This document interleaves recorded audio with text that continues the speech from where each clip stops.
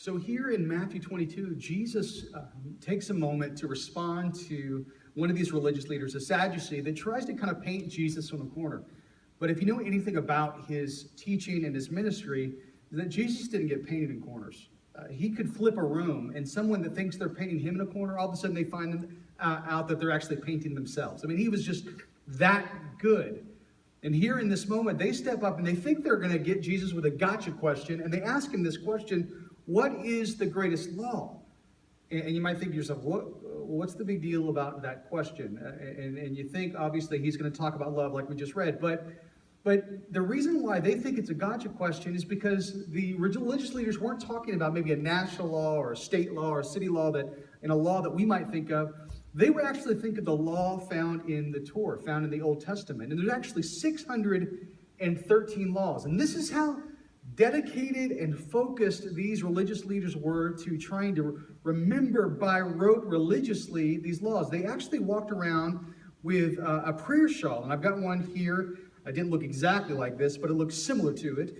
And they would walk around, and maybe you've seen even in movie portrayals these religious leaders with these prayer shawls on. And so it would go over their head, and this would actually consider their prayer closet. They would actually pull themselves in, and they would do this with the law. They would actually take the end of the prayer shawl and grab the edges. And this was called the kanah, the edge or the wing of the prayer shawl. And at the end of each one of these edges of the prayer shawl are 300 strings on one side, 300 on the other, various knots and other strings on the corners, adding up to 613 laws. And they would actually run their finger in each string, memorizing and repeating back to themselves every single one of these laws. So when they walk up to Jesus and they ask him, "Hey, Jesus, what's the greatest law?" They were thinking, how is he going to pick out of 613? And Jesus just simply responds, that's easy. And he does it in such a way that he wraps up all the laws into two. He said, one, love the Lord your God with all your heart, mind, soul, and strength. And he said, the other is like it, love your neighbor as yourself. He wraps it up in two. I was thinking about that this week. I think sometimes we in Christianity, or maybe you're new here and you're kind of discovering who Jesus is and what this whole Jesus thing is all about.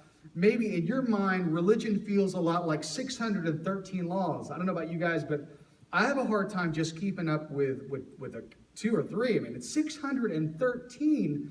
And sometimes we can begin to feel like our lives are living back in the Old Testament, where we're taking on weights and junk of what we think religion is instead of simply following Jesus. And Jesus always makes things simpler. And Jesus says, love the Lord your God, right? Love him with everything you got on the inside. And you know what? As a result of that, you're going to be able to love your neighbor.